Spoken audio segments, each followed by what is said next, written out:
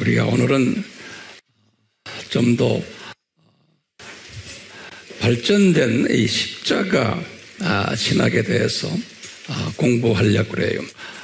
약간 어려울 수도 있지만 알고 보면 어렵지 않아요. 그렇지만 이 부분 우리가 오늘 정돈되기를 원해요.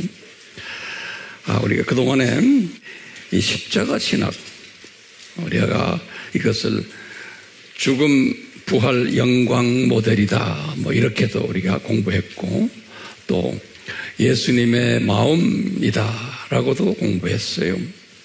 또는 어린 양 신학, 또는 생명 살리는 신학, 이런 같은 내용이지만 표현이 달랐어요.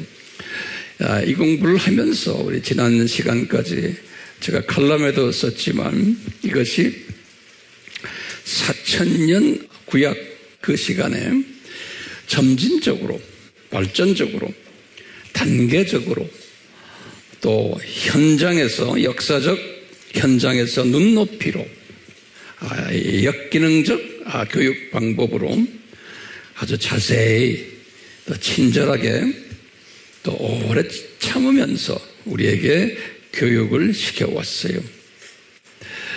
그런데 이제 오늘 우리가 나눌 주제는 상당히 중요한 주제인데, 이 구원, 예수님의 이 구원 모델이 한 영생에, 우리가 영원한 생명을 받기 위한 모델만이 아니라는 거예요. 다시 말하면 우리가 예수님이 이 세상에 오셔서 이렇게 대가를 치르시고 우리에게 이 모델을 보여주셨는데, 이 모델을 보여주실 때 우리 예수님의 마음속에는 우리에게 영원한 생명을 주시기 위한 모델이지만 그것만이 아니었다는 거예요.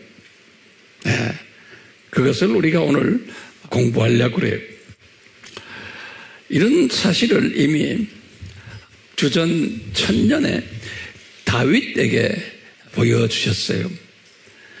다윗에게 여러 부분에서 보여주셨지만 특히 대표적인 부분이 우리가 잘 아는 시편 22편이에요.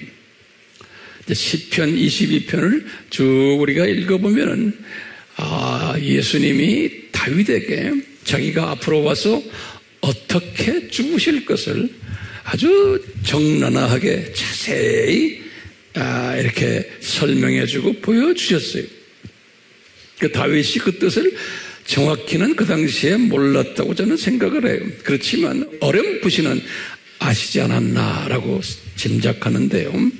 시편 22편이, 그래서 이제 우리 목회자들이나 우리 신학자들은 그 시편 22편을 뭐라고 부르냐면 메시아닉 장이다 그래요. 다시 말하면 영어로는 그래요. 이제 영어권 사람들은 The Messianic Chapter 그래요. Psalm 22, 시편 22편을 The Messianic Chapter 그래요. 메시아에 관한 이야기다, 그런 챕터를. 시편 몇 편이에요? 22편이에요. 잊지 마세요. 그게 주전 언제예요? 주전 1000년이에요. 근데 이렇게 예수님이 주전 1000년에, 본인 오시기 1000년 전에 다윗에게 이 메시아닉 챕터에 자기가 인간이 되셔서 어떻게 죽을 것을 자세히 보여주셨어요. 환상으로. 그분이 그것을 적은 것이 시편 22편이에요. 근데 그 말씀대로 오늘 우리가 잠깐 공부하겠지만 예수님이 그렇게 그 말씀 그대로 오셔서 성취하셨어요. 그리고는 300년 더 있다가 주전 700년에 이사야에게 또 말씀하셨어요. 그래서 이사야서 53장 아주 대표적인 메시아닉 챕터예요. 그래서 오늘날도 유대교를 믿는 유대인들이 구약을 읽으면서 메시아닉 챕터인 시편 22편과 이사야서 53편은 지금도 자기네가 예배 드릴 때 그건 읽지를 않아요. 스킵해요. 스킵한다는 말이 뭐지? 한국말로? 점프를 해서 52장까지 읽다가 54장으로 넘어. 지금도 그분들이 그래요. 왜냐? 눈이 감긴 분들이니까 그렇다고 읽긴 읽어야 되는데 그거 읽어야 자기네한테는 큰 의미가 없고 고민만 오니까 안 읽어요. 그러니까 신기하죠? 네, 왜냐? 이제 하나님의 예수님의 디자인이에요. 그래서 오늘은 우리가 요 시편 22편과 이사야서 53장에 나오는 내용을 가지고 이 내용이 예수님이 이 두 분에게 이렇게 보여주셨는데 실제로 예수님이 이 내용대로 그대로 하신 것을 우리가 오늘 좀 간단하게 살펴보려고 해요. 그리고 그 속에 숨겨진 내용이 뭔가? 그 중에 특별한 내용 중 하나가 오늘 본문의 내용이 뭐냐면 이사야서 53장 5절에 아주 유명한 장이죠. 그래서 우리 주보에도 적어놨어요. 그 유명한 말씀이에요. 그가 찔림은 우리의 허물 때문이요. 그가 상함은 우리의 죄악 때문이라.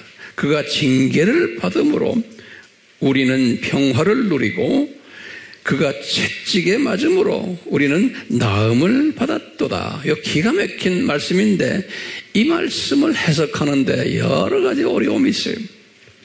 이사야서 53장 5절이 여기에 보면 네 가지의 그 주제들이 나와요. 첫째, 찔렸기 때문에 우리 허물이 해결됐다. 상했기 때문에 죄악이 해결이 됐다. 징계를 받았기 때문에 우리가 평화를 누렸다. 그리고 채찍에 맞음으로 나음을 입었다. 요 네 가지를 잊지 말아주세요. 자, 요 부분을 제가 칠판에 이제 이렇게 적어놨어요. 지금 이 말씀은 이사야에게 하신 말씀이니까 주전 700년이 예수님이 이 세상에 오시기 700년 전에 이사야에게 내가 어떻게 이 세상에 와서 어떻게 할 것을 너희들 구원을 위해서 그리고 너희들의 삶을 어떤 삶을 살도록 인도시키기 위해서 내가 어떻게 할 것이다 라는 것을 이사야에게 이렇게 말씀을 했어요. 그런데 우리가 이 말씀만 딱 읽으면 이 말씀이 잘 해석이 안 돼요. 됩니까? 잘 안 돼요.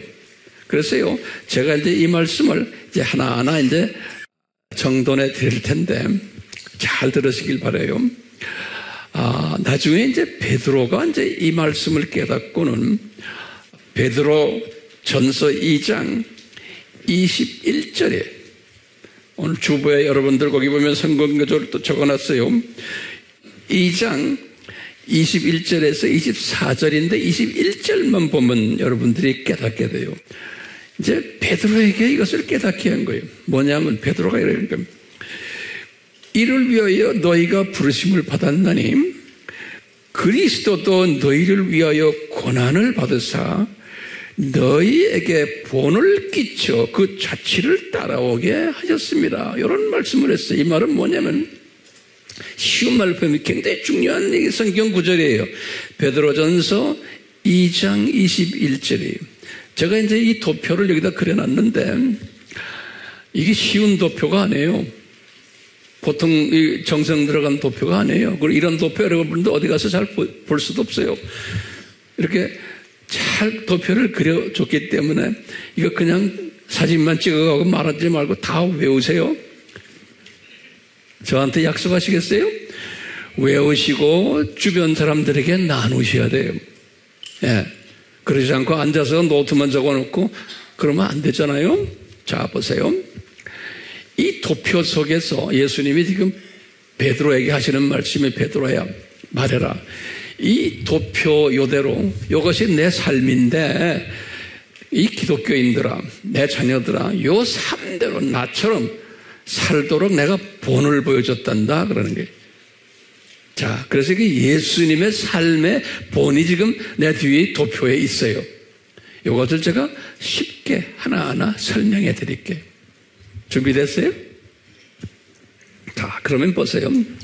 우리 예수님께서 지금 네 부분을 말씀했어요. 이게 지금 첫째 부분이 A예요. 둘째 부분이 B예요.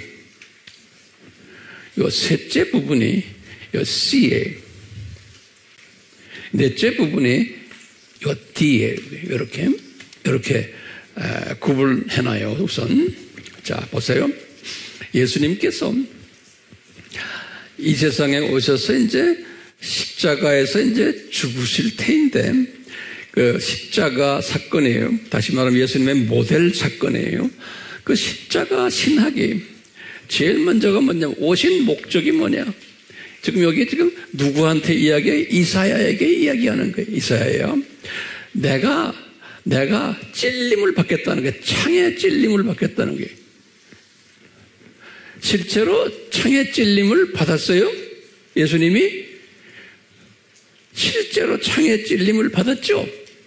근데 창에 찔림만 받는 게 아니고 요 다윗에게는 손과 발에도 찔림을 받는다고 그랬어요. 다윗에게는 그러니까 찔림이란 말이 영어로는 pierce 그래요. 여기 영어에 어디 써놨어요? 여기에. 요거 꼭 여러분들 pierce라는 거는 찔렸다는 소리예요. 그러니까 손과 발은 뭐로 찔렸어요? 못에 찔리고 나중에 이제 정확하게 이 옆구리도 찔린 거예요. 여기 창에 찔리는 게 그 좀 있으면 나와요. 저쪽 끝에 가면은. 그러니까 예수님이 찔렸다 하는 것은요, 뭘 의미해? 찔리면 어떻게 돼요? 찔리면 예수님의 피가 나오죠. 그렇죠? 그러니까 이 피가 거기에 중요한 개념이 있는 거예요. 피. 예, 이 찔린 것은 예수님의 피를 흘리시는 거예요. 그래서 정확하게 700년 후에 예수님이 보세요. 십자가에서 손과 발에 못 박히셨어요. 이것은 뭐예요? 피를 흘리시는 장면이죠. 그리고 이제 오후 3시에 9시에 못 박혔거든요. 9시 AM에. 그리고 오후 3시에 숨을 거두셨는데 다리를 꺾었어요. 그 유대인들의 그 법에 의하면은 확실히 죽이기 위해서 다리를 꺾는 거예요. 이제 십자가 달린 분을. 그리고는 기가 막히게 창으로 예수님의 옆구리를 또 찔른 거예요. 창으로. 그러니까 누구한테 말한 게 그대로 이루어져요?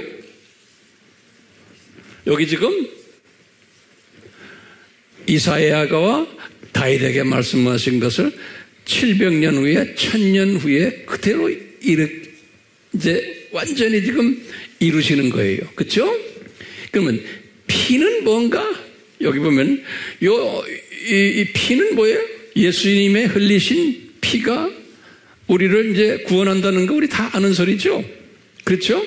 그렇기 때문에 이 사건을 통해서 예수님이 어떤 분이시냐면 우리가 구원자예요. 우리를 구원시킨. 그래서 이 The Savior, 구원자라는 의미는 우리를 위해서 손과 발과 옆구리에서 피를 흘리셨다라는 의미가 구원자라는 Savior 그러는 거예요. 예. 그 정확하게 예수님의 찔리심으로 피를 흘리심으로 손발 옆구리에 우리의 허물들이 해결이 됐다 그랬어요. 우리 한국말로는 허물이라고 써놨어요. 허물. 그러니까 그냥 제가 설명하지 않으면 여러분들이 이해하기가 쉽지가 않아요. 그래서 이제 영어로는 뭐라 되냐면 transgression 그랬어요.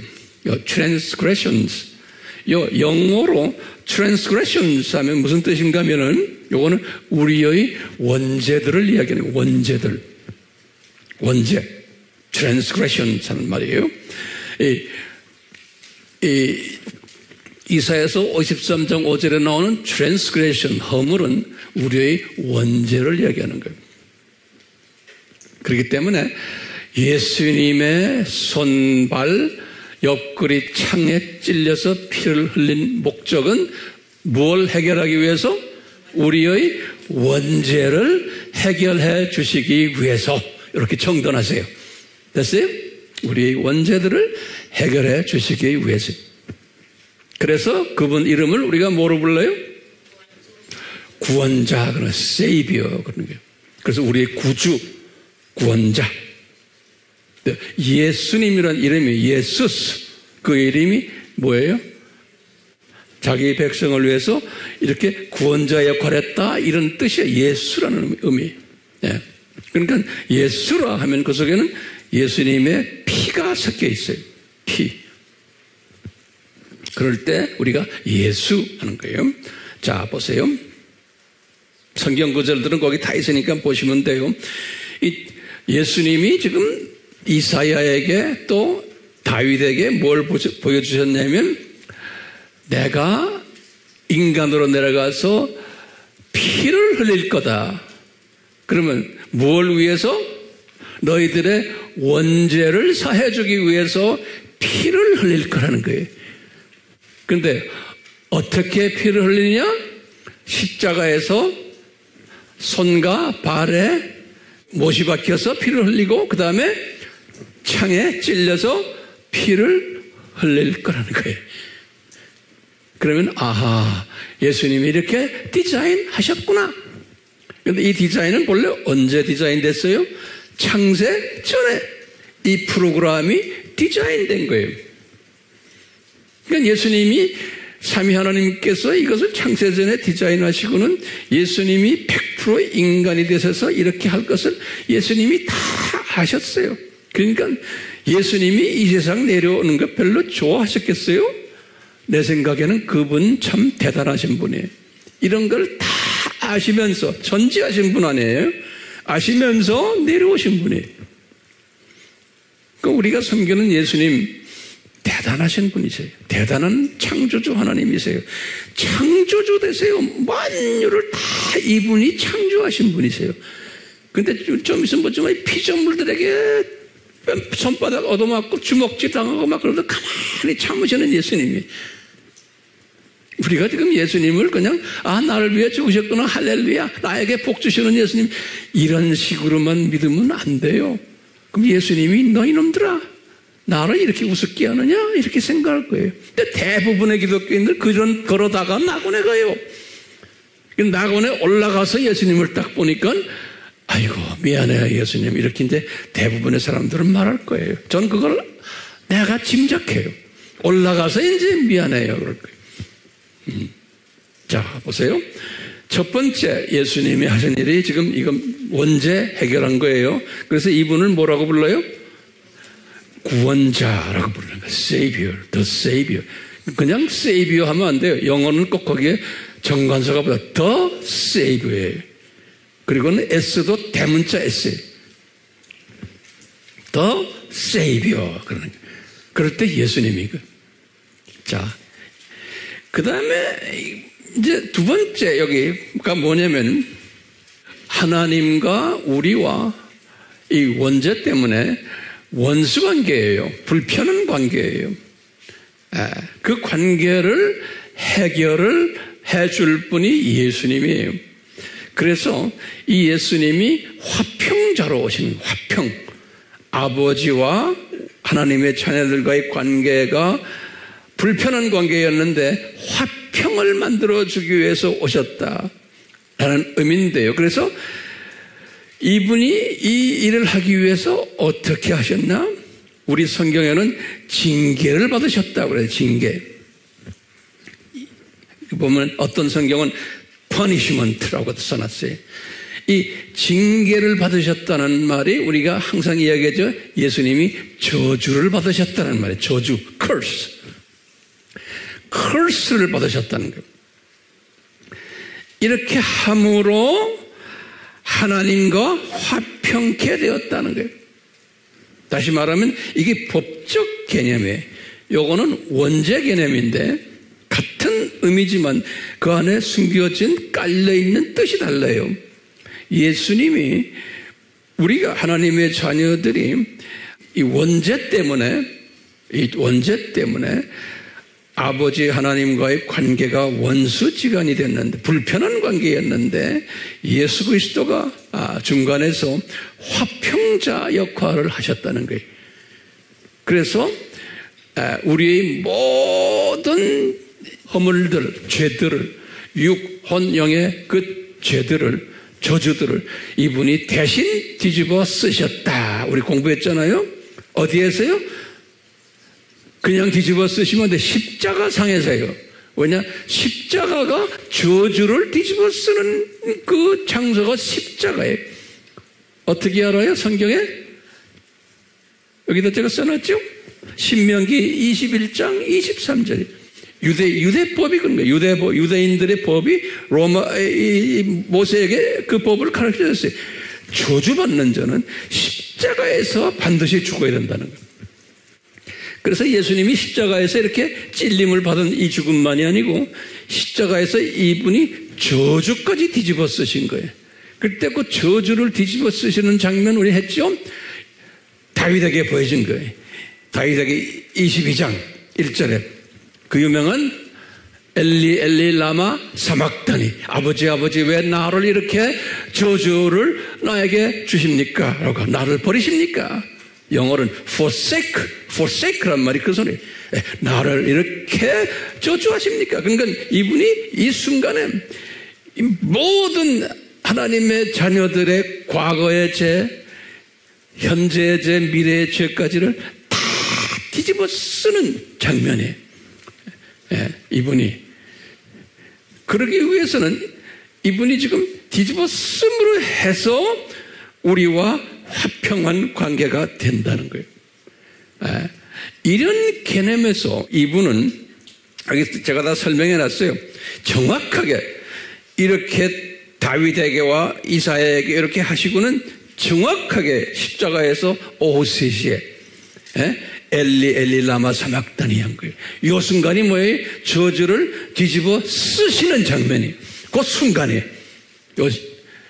피를 흘리는 거하고 또 달라요. 피 흘리는 장면이 그건 그 전이고, 완전히 숨을 거두시는 그 순간에 저주를 뒤집어 쓰시는 순간에, 그 순간에, 그럴 때 이 말씀을 하신 거예요. 나의 하나님 어찌하여 나를 버리십니까?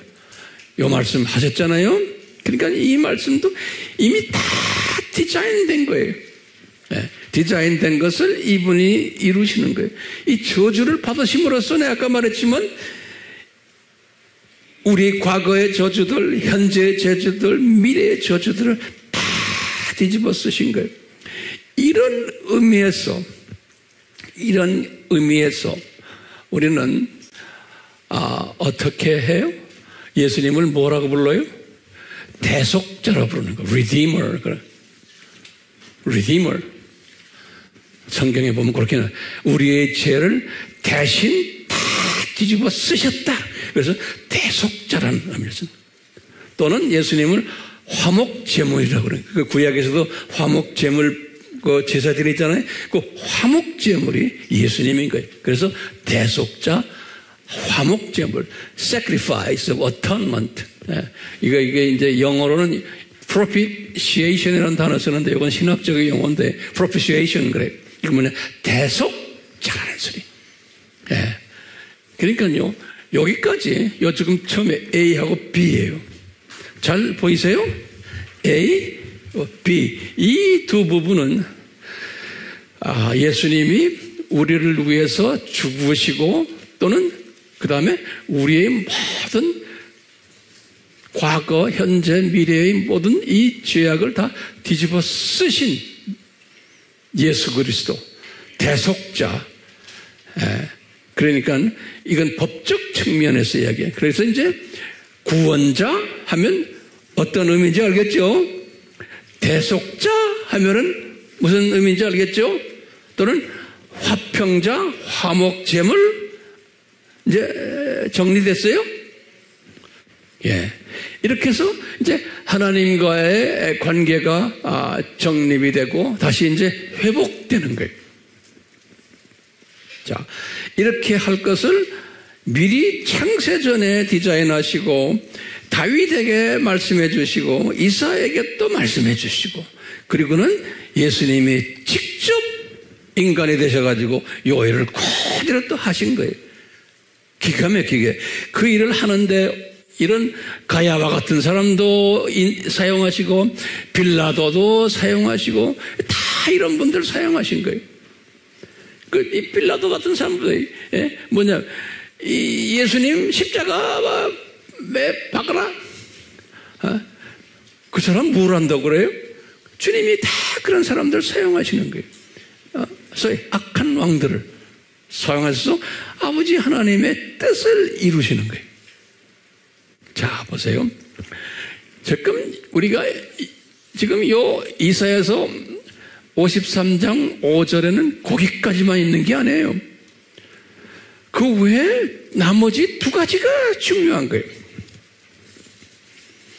이게 나머지 두 가지가 뭐냐면요, 예수님이 상하심을 받았다 그랬어요. 상하심. 그 영어로는 bruise 또는 crushed 이런 말 써놨어요. 상함을 받았다. 여기 이사야서 53장 5절에 이 상하심을 받았기 때문에 뭐라고 그랬냐면 우리의 죄악들이 해결받았다 그랬어요. 그래서 이거를 영어로는 이렇게 써요. iniquities. 됐어요. iniquities. 근데 영어권 사람들은 그거 쓰는 말이에요. 이게 뭐냐면 우리 말로 하면은 이 복수로 됐어요. 자범죄들이라는 거예요. 자범죄라는 건 our daily sins, 매일매일 범하는 우리의 죄들이에요. 그걸 자범죄라고 그러는 거예요. 여기 지금 우리 첫 번째하고 두 번째는 원죄는 해결받은 거예요, 우리가. 그러니까 원죄는 해결받았지만 지금 이 세상에 사는 거예요, 우리가. 다시 말하면 요 원죄 해결받은 거는 무슨 복이라고 그래요? 실현된 복. 기억나세요? 네. 실현된 복이 이미 우리가 하나님의 자녀로 이제 예수님 때문에 이미 자녀권, 시민권을 따놓은 거예요. 천국 패스포트를 가지고 있는 존재들이 우리는 다. 그런데 이 세상에 아직 살고 있는 거예요. 그것은 나머지는 뭐예요? 이 세상에 살고 있으면서 우리가 복은 따놨지만 그 복은 나중에 받는 거예요. 그래서 그걸 우리가 뭐라고 했어요? 지연된 복. 그랬죠? Delayed blessings. 그래서 이제 보시면 여기서부터 이게 굉장히 중요한 개념인 거예요. 예수님이 이렇게만 하신 게 아니고서 상함을 받았다 그랬어요. 굉장히 중요한 개념이에요. 이 상함을 받았다, bruised and crushed 하는 건요, 여기 보면 여러 가지 의미가 있어요. 이분이요, 상함을 받았기 때문에 우리의 자범죄들이 용서를 받았다는 거예요. 굉장히 중요한 개념이에요. 예수님이 상함을 받았기 때문에 우리의 자범죄들이 용서받았다는 거예요. 자, 그럼 예수님이 상함을 어떻게 받으셨나? 예수님이요, 자존심의 상처를 많이 받았어요. 자존심에. 그래서 여러분들 이제 성경을 쭉 보시면 예수님이 유대교 지도자들로부터, 로마인 지도자들로부터, 유대인 일반 시민들로부터, 또 로마 군인들로부터, 베드로도 3번씩 예수님 부인했죠. 이런 예수님이, 이게 다 예수님의 디자인이에요. 예수님이 자존심을, 창조주 예수님이 인간이 되셔가지고 피조물들한테 자존심 상처를 엄청 받았어요. 왜 그럴까요? 뭐 때문에? 우리의 매일매일 짓는 죄를 용서해 주시기 위해서. 이게 하나님의 방법이에요. 이분이 자존심 상한 것은 뭐예요? 우리의 매일매일 죄들을 용서해 주시기 위해서 자존심 상처를 엄청나게 받으셨다는 거예요, 예수님이. 이 구원 이슈하고 또 달라요. 그래서 예수님이 시편의 22편에 보면 예수님이 그 벌레 취급을 받았다 그래요. 벌레 취급. 그래가지고 사람들이 예수님을 비방하고 멸시하고 조롱하고 비웃었다 그랬어요. 시편 22편 6절에서 7절에 보면요. 실제로 예수님의 겉옷을 이분들이 서로 나눠가지고 속옷도 제비 뽑아서 나눠가지고 예수님이 여기 다 지금 이렇게 달려있는데 밑에서 로마 군인들이 별짓 다 했어요. 여러분들 들고 다니는 성경에 그게 다 기록돼 있어요. 그렇지만 여러분들 그거 보면서 그냥 이런 일이 있었구나 이 정도지 그걸 가지고 심각하게 생각해요? 해요 안 해요? 내가 보기에는 안 해요. 왜 안 해요? 몰라서 안 하는 그냥 스토리로 생각하는 거예요. 근데 여러분들 지금 이 시간에 보세요. 왜 이렇게 제비 뽑고 왜 이렇게 막 그냥 멸치당하고 조롱당했냐? 우리의 매일매일 짓는 죄를 용서해 주시기 위해서요. 우리의 매일매일 짓는 죄를 용서해 주시기 위해서 예수님이 이렇게 자존심의 상처를 받으셨다는 거예요. 오케이? 그러니까 우리 예수님 보통 분이 아니세요. 자, 그러면서 실제로 예수님이 이 자존심 상처받은 걸 조금 이게 자세하게 써줬어요. 내가 쓴 게 아니라 누가 쓴지 알죠? 네. 제가 와서 보니까 너무 많으니까 목사님이 공간이 부족합니다. 나한테 그래. 그래도 써라. 그래서 막 그냥 글씨를 좀 줄인 거예요. 보세요. 이걸 좀 묵상을 하셔야 돼. 아, 내 자존심, 예수님의 자존심이 왜 상처를 입으셨나? 뭐예요? 우리가 짓는 매일매일 죄를 용서해 주시기 위해서요. 그러면 뒤집어서 보세요. 저나 여러분들 매일매일 짓는 죄들을 매일매일 회개합니까? 안 하죠? 회개 안 하니까 예수님이 여러분들 이뻐하시겠어요? 안 이뻐해요. 왜? 내가 이놈들아 너희들 이 매일매일 짓는 죄를 용서받기 위해서 내가 이렇게 자존심이 다 깨졌는데 일부러 너희들 왜 매일매일 회개 안 하느냐? 당연하게 생각하죠? 그러니까 주님 사랑하는 사람은 항상 매일매일 I'm sorry 예수님 이거 하셔야 돼. 순간순간 죄송해요 I'm sorry 이게 겸손한 사람인 거예요. 그런 사람을 예수님이 엄청 이뻐하세요. 왜요? 본인이 지불한 대가가 엄청나기 때문에 그러는 거예요. 네, 본인이 지불한 대가가 이 조롱 한번 보세요. 이게 예수님이 이제 십자가 달리시기 첫날 밤에 대제사장 가야바 집에 갔잖아요. 이 대제사장 이 친구가 뭐라고 그래요? 예수님 보고 야 네가 하나님의 아들이냐? 그리스도냐? 그러니까 예수님이 그렇다 이놈아 그러는 거예요. 예수님이 그러니까 뭐래? 저가 하나님을 모독했다 이놈이. 왜? 모세율법에 의하면은 하나님을 모독한 거예요. 그러니까 사형에 처하라. 그러니까 옆에 있는 유대교 지도자들도 똑같이 같이 앉아서 사형 처하라. 이 사형에 처하라. 이것은 창세전 디자인이에요. 그러니까 지금 예수님이 이 창세전 디자인을 이루시기 위해서 이 친구들을 다 사용하시는 거예요. 이 친구들을. 그러시면서 예수님이 이 친구들을 통해서 이 친구라고 해서 죄송하지만 이 친구들을 통해서 예수님이 지금 자존심까지 내려가는 지금 경험을 지금 직접 하시는 거예요. 그래가지고 이 친구들이 뭐라 그래요? 예수님의 얼굴에다가 이 유대인 지도자들의 얼굴에다 침을 받고 주먹질하고 얼굴에다 손바닥으로 때리고 이런 짓들을 하는 거예요. 그러니까 예수님이 이걸 다 당하시는 거예요. 이 피조물들한테 그러면서 야 네가 그리스도냐? 네가 그리스도인지 한번 우리에게 한번 예언해봐라. 막 이러고 덤벼드는 이야기예요. 다 아는 소리 아니에요. 들었죠 모두. 근데 그냥 듣기만 하죠. 이런 걸 이제 보시면서 읽으시면서 묵상하면서 주여 예수님이 왜 이걸 당하십니까? 그럼 뭐라고 대답해야 돼요? 여러분들 이제 내가 매일매일 회개를 해야 되는구나. 내가 매일매일 회개를 하라고 예수님이 이 자존심 상처를 입으시는구나. 이걸 우리가 깨달아야 돼요. 네. 회개 없이 그냥 성경 공부만 하는 분들 많잖아요. 이런 자존심이 딱 상했을 때 예수님이 또 엄청난 자존심 상하는 게 베드로가 3번 예수님을 부인하는 장면. 그 내용을 읽어보세요. 나 그 사람 뭔지 모른다. 막 그냥 별난 오리발 막 내버죠.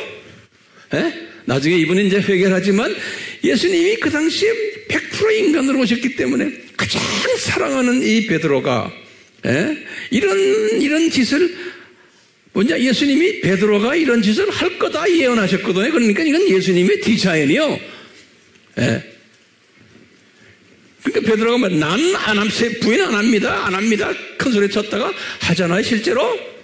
그러니까 예수님의 디자인이에요. 그러니까 예수님이 100% 사람이 되셨기 때문에 가장 믿고 사랑하는 제자가 자기를 막 욕을 하는 장면, 자기를 무시하는 장면, 나 그 사람 몰라, 나 그런 사람 하고 막 이럴 때 예수님이 상처 입으셨겠어요? 안 입으셨겠어요? 상처 입죠. 우리도 조금만 옆 사람이 내 친한 우리 교인들 중에서 나를 조금 한마디 좀 이상한 소리 하면 상처 입어요, 안 입어요? 그것 때문에 나 교회 안 나와, 뭐 별난 소리 다 하지요.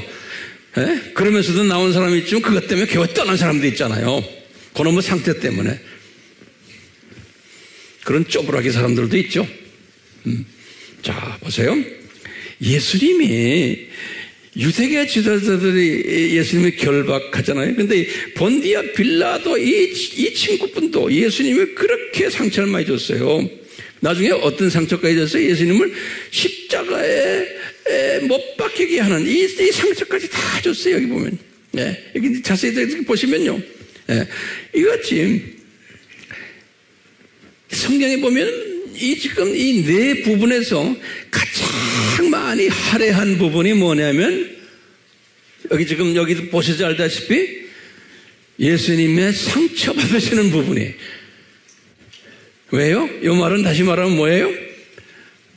기독교인들아, 신약의 기독교인들은 너희들 매일매일 회개해라.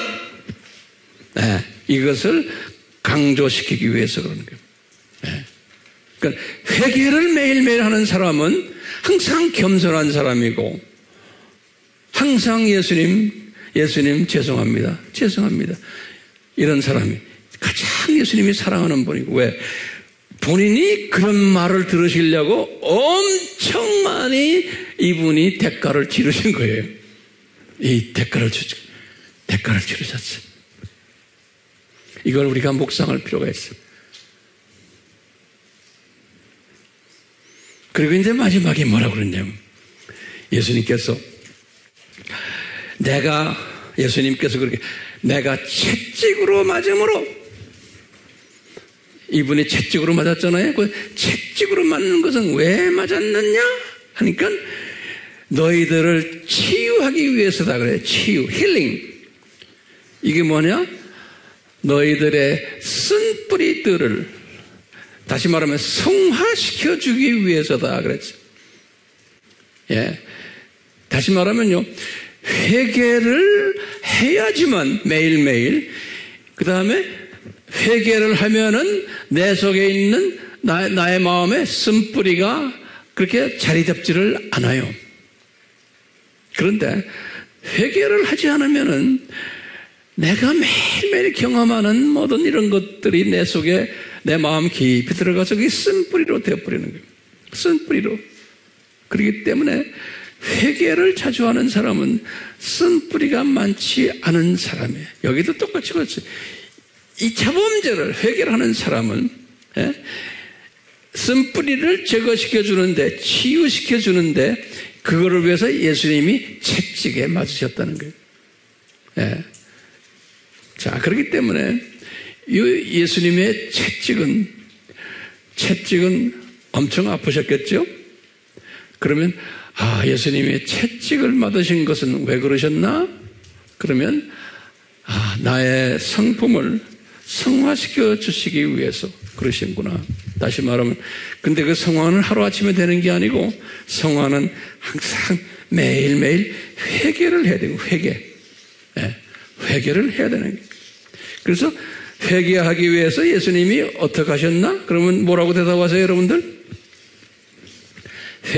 우리를 회개하기 위해서 예수님이 자존심 상처 받으셨다. 이렇게 이제 기억하세요.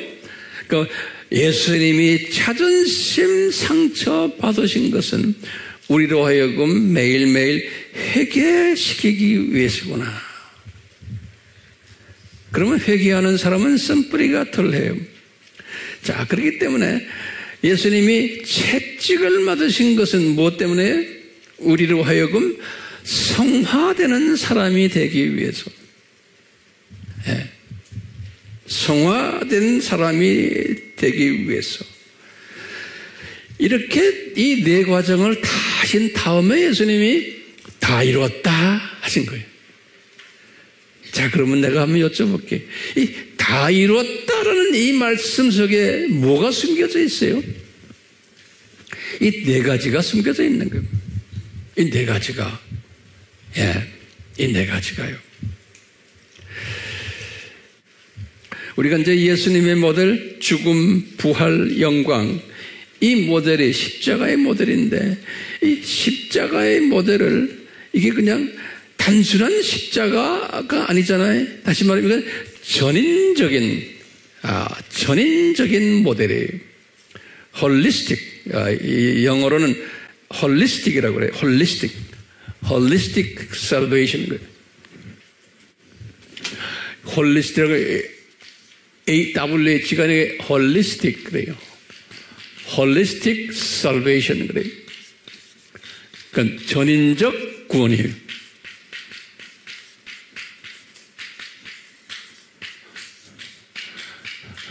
영적 구원만이 아니고 혼적 구원, 인격적 구원.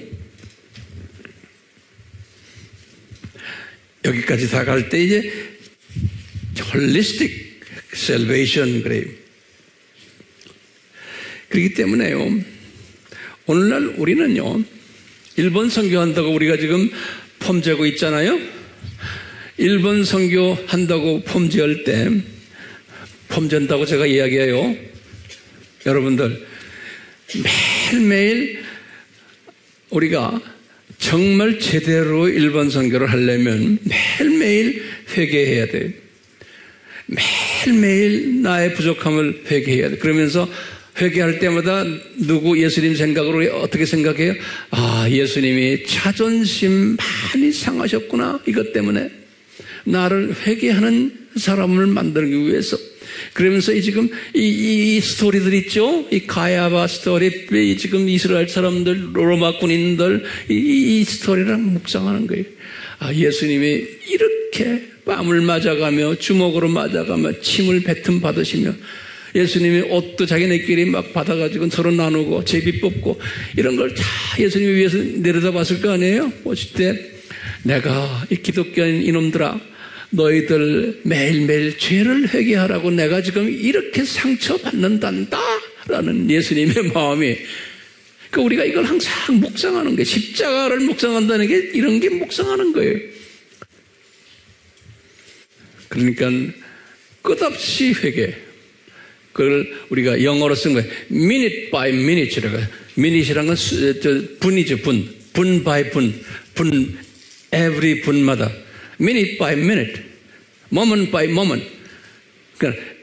그냥 항상 예수님, I'm sorry. 항상 예수님, I'm sorry. 이러면서 우리가 사는 거예요. 그러면 우리 예수님이 대가를 엄청 치르셨는데 우리로 하여금 I'm sorry 매일 하라고. 근데 그걸 그대로 하는 사람 이뻐하시겠어요? 안 이뻐하시겠어요? 이뻐하시지. 이런 사람은 생각만 해도 주님이 이뻐하시고, 그런 사람 새끼들 다 이뻐하세요. 미안해요, 새끼들이라고 그래서 좀 이렇게 좀 리얼하게 내가 또 하나요. 그런 사람 새끼들 다 이뻐하세요, 주님이. 왜? 이놈이 이쁜데. 예? 예수님 입장에서 그러게. 그러니까 예수님한테 잘 보이려면 뭐 해야 돼요? I'm sorry. 회개하는 사람은 다른 사람을 정죄를 하질 못해요. 왜? 내가 부족한데 어떻게 다른 사람을 정죄를 해요? 그러니까 매일매일 I'm sorry 하는 사람은 입장에서 보면, 저는 I'm sorry를 매일 하거든요. 예. 그러니까 누가 자꾸 남을 정죄할 때 보면 내가 마음이 괴로워요. 왜? 아, 저분은 회개 안 하는 분이구나. 그걸 금방 알 수가 있어요.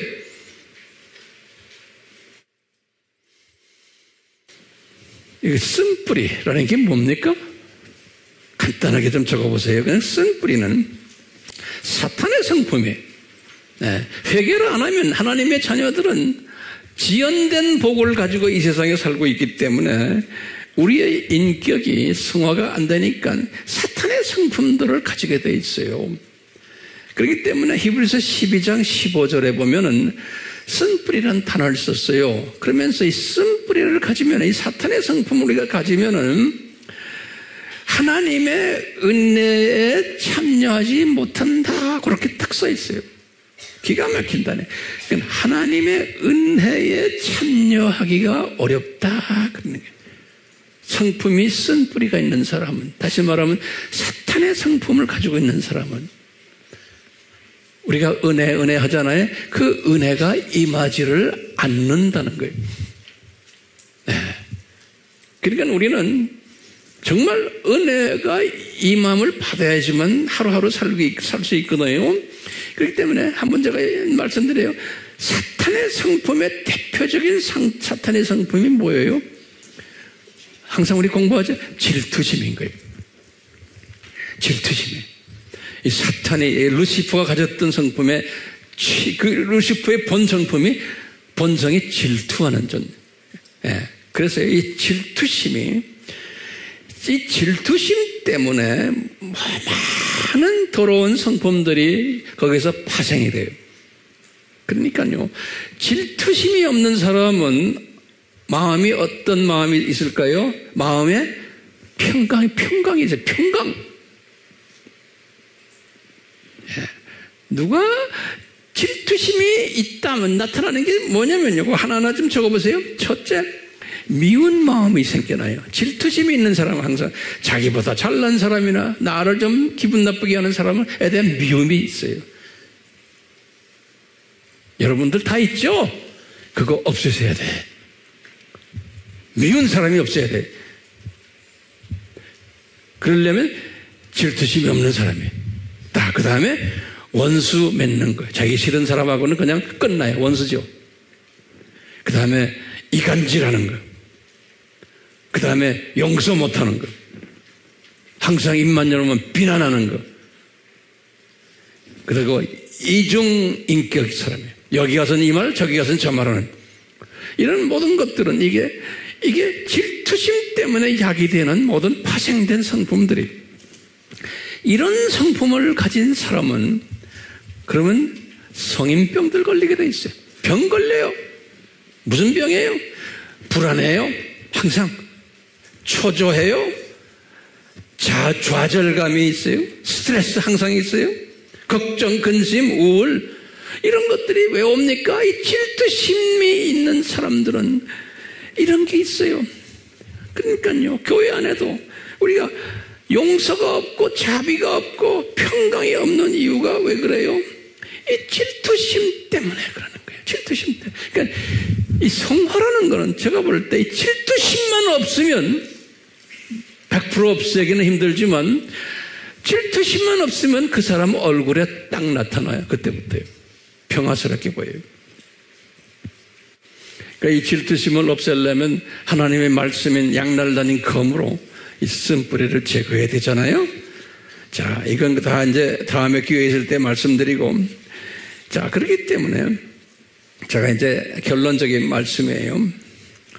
예수님께서 이렇게 지금 이 네 부분으로 이렇게 딱 주신 것은 구원이, 예수님이 우리에게 허락하신 구원이, 다시 말하면 죽음과 부활과 영광, 이 큰 하나의 이 모델이, 이게 뭘까요? 이건 전인적인 모델이에요. 다시 말하면 구원만 받았다라는, 예수님이 십자가에서 죽으신 것만이 아니에요. 또 부활하셨지만 우리에게 하나님의 자녀가 되는 그 생명을 주셨지만 그 생명 자체가 이 네 가지가 그 안에 숨겨져 있는 게, 너희들 구원받았지만 이 세상에 살기 때문에 아직도 덜 이룬 부분이 있다. 너희들 성화받아라. 매일매일 우리의 부족함을 고백하고, 그러면 사탄의 성품이 내 속에서 조금씩 물러나가고 내가 쓴뿌리가 자리매김하지 못하도록 주님이 이렇게 하실 거라는 거예요. 그런데 마지막 질문이 하나 있어요. 과거 2000년 기독교 역사를 딱 들여다보면 교회사를 봐도 그렇고요. 하나같이 성직자들이 싸움질하고 부패하고 아주 못된 짓 하는 이야기들이 가득 차 있어요. 뭐 유명한 성직자들 이름이 우리한테는 유명하지만 그분들의 삶을 보면 이 성화가 안 돼 있는 거예요. 여기 지금 이 성화가 이 자범죄들을 회개 안 하고 목사가 되고 박사가 되고 유명해질수록 점점점 자범죄 이거 고백 안 해. 그럼 그분들 보면은 성직장대 성품도 더럽고 교만하고 그걸로 또 이해관계 따지고 뭐 나쁜 짓들을 얼마나 많이 해요? 소위 성직자라는 분들 왜 그럴까요? 그러면 뭐라고 대답해야 돼요? 자범죄를 이거를 고백을 안 하기 때문에. 그러니까 I'm sorry를 안 하는 거예요. 그러니까 대부분의 기독교 역사를 보면은 소위 성직자라는 분들, 장로라는 분들, 권사라는 분들, 우리나라 교회가 매일 겸손하게 자범죄를 고민하면서 I'm sorry 하는 사람들이 많지가 않다는 거예요. 제가 내 나름대로 온 세상을 돌아다니면서 많은 별난 사람 다 만나보니까 저도 결론을 보면 맞습니다. 이 진짜 겸손하게 자범죄를 다 매일매일 씻어나가고 겸손한 사람 찾아보기 쉽지가 않은 거예요. 우리가 지금 일본 선교를 한다고 하지만 우리가 매일매일 내가 겸손하게 나의 죄를 항상 회개하고 정말 일본을 향해서 눈물을 흘리고 이렇지 않으면은 우리가 지금 하고 있는 일본 선교는 다 헛짓이에요, 헛짓. 저는 그거에 대한 두려움이 있어요. 그러니까 헛짓인지 아닌지 어떻게 하냐? 일본 선교를 하면서 우리도 모르게 교만이 있고 나와 좀 다른 사람이 있으면은 그냥 막 물어뜯고 이런 것들이 다 있는 거예요. 일본 팀들에게도 그거 보면 다 있고 우리 팀에도 있고. 그러니까 이게 지금요 선교를 한다 하지만 아직 이 공식 속에는 들어오기가 뭐라고 말할까? 들어오긴 들어왔는데 아직 한참 가야 될 것 같아요. 제가 볼 때는요. 근데 주님께서는요 1세기부터 쫙 보면은 그 소수의 분들이 이 공식대로 전인적인 구원 속에서 주님을 섬기는 분들이 있어 왔었어요. 소수가 항상 소수가 그것을 남은 자라 그러잖아요. 이분들은 이 자범죄들을 매일 정리하니까 이분들의 속에 쓴뿌리들이 자리매김을 못하는 거예요. 그러니까 인격이 괜찮은 사람들인 거예요. 인격이. 그러니까 모든 사람이 봐도 저 사람 참 인격이 괜찮다. 문제는 인격이죠. 사역자들은 특히. 저부터 마찬가지. 그렇기 때문에 인격을 보면은 이분들이 이 남은 자 속에 있나 없나를 우리가 대략 짐작할 수 있어요. 최소한 저는 그렇게 보여요. 그래서 이 남은 자 속에 들어와서 우리가 이 일본 사역을 해야 되는데 이 인격이 문제인 거예요. 자, 그렇기 때문에 이제 결론 중에 결론이 그러면 황 목사님 어떻게 해야 됩니까? 그러면 방법이 없어요. 저는 볼 때 방법이 없어. 그 방법이 하나가 뭐냐? 예수님의 전적인 은혜가 임해야 된다라고 저는 보는 거예요. 그래서 로마서 11장 5절에도 바울에게 그랬어요. 바울아, 네가 내가 너에게 은혜를 베풀었기 때문에 네가 남은 자가 되었다 그런 거예요. 네 잘나서가 아니고. 예? 그렇기 때문에 은혜를 받은 자, 남은 자의 은혜, 그냥 일반적인 은혜예요. 이런 자들에게는 우선 뭘 주시냐면, 이런 자들에게는 이 독수리 시각을 주신다라고 저는 아주 강하게 믿고 있어요. 이 독수리 시각을 받으면 시각이 이 세상, 저 세상, 이 세상, 저 세상을 이렇게 큰 시각으로 보기 때문에 오늘날 이 세상 돌아가는 걸 다 보고도 이게 지금 어째서 이 세상이 이렇게 돌아가는구나 이걸 다 볼 수 있는 사람이에요. 그런데 은혜가 임하지 않으면 시각이 두더지 시각으로 또는 병아리 많아야 참새 이 시각이기 때문에 주변만 보는 기독교인들인 거예요. 주변만 보기 때문에 소위 큰 그림을 보지를 못하니까 이 예수님의 이 큰 그림을 보지를 못해요. 그냥 구원받은 거예요. 지금 여기. 나를 위해서 피 흘리셨다. 내 죄를 담당하셨다. 그래서 나를 위해서 저주받으셨다. 할렐루야 아멘이야. 그러고는 회개도 안 해.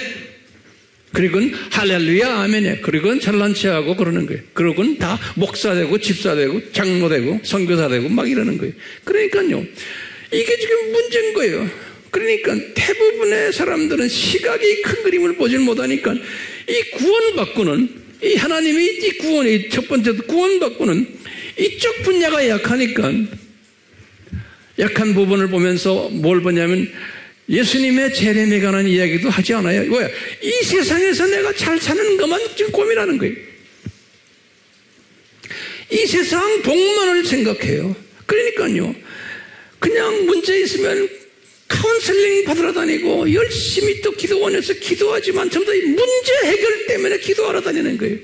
네? 안수받아도 마찬가지고 교회 봉사도 열심히 하는데 다 문제 해결, 이 세상에서 내가 잘 되는 거, 전도도 선교도 다 이 세상에서 내가 잘 되고 남한테 보여주고 선교 잘한다 전도 잘한다 이 소리 듣고 싶어서 이런 생각을 가지고 있는 사람들은 내가 볼 때 은혜가 없으면은 시각이 고수준이기 때문에 열심히 신앙생활 하지만 이 큰 그림을 보질 못하는 거예요. 그러니까요. 회개를 해도 이 시각이 작은 사람은 내가 이 세상 복 받기 위해서 회개해야 된다는 거예요. 그러니까 단어는 똑같아, 회개. 근데 목적이 이 세상에서 내가 잘 되기 위해서 내 자식 잘 되고 경제도 잘 되고 뭐가 다 잘 돼야 돼 이 세상에서. 그래서 여러분들 유튜브에 들어가 보세요. 그런 거 말하는 사람 수만 명 수십만 명이 접속와서 댓글도 할렐루야 아멘 다 똑같은 기독교 댓글들이에요. 할렐루야 아멘 주님께 영광. 그런데 시각이 다 이 동네 와 있는 이 동네. 그러다가 좀 있으면 장례식장에서 죽어요. 나는 그걸 자꾸 보는 거예요. 그러다가 금방 죽어요. 지난주에도 지지난주에도 내 아는 분들 죽었다 연락이 와요. 며칠 전에도 누가 죽었다 연락 왔어요. 참나. 그래서 내가 뭐라고 대답해야 돼? 죽었습니다 할 때? 여러분들도 이제 다 그러다가 죽어요. 안 돼요? 여러분 사랑하는 자녀들도 그러다가 다 죽어요. 이 자녀들에게 그걸 가르치다가 여러분들 죽을래요? 제 설교 끝냈어요. 회개 minute by minute. 한번 옆 사람하고 말하세요. minut이죠? 다분 minute by minute, moment by moment. 항상 I am sorry, I am sorry. 옆 사람한테도 하지만 예수님한테 하셔야 돼요. 예수님, 죄송해요. 네. 우리 예수님, 제 기도 눈 뜨고 하는 거예요. 우리 예수님, 그저 열심히 우리가 섬기는 것도 좋지만 정말 열심히 예수님 앞에 I'm sorry 하도록 성령님 도와주시옵소서. 아무리 주님이 안 도와주시면, 이 은혜가 없으면 우리는 아무것도 아님을 오늘 예수님의 이 이사야서 53장 5절의 이 네 공식 속에서 우리가 배우게 됩니다. 주여 도와주시고 은혜 내려 주시옵소서. 예수님의 이름으로 기도드리옵나이다. 아멘.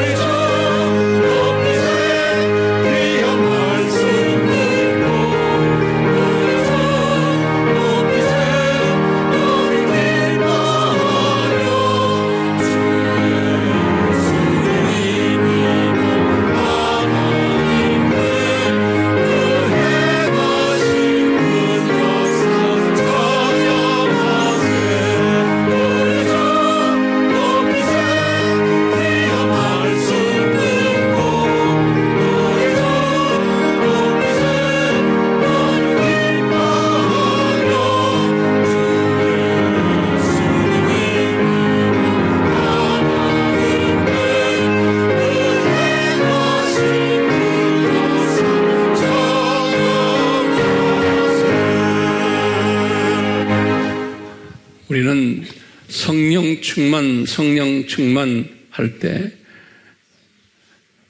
가장 중요한 핵심을 잊어버리고 있어요.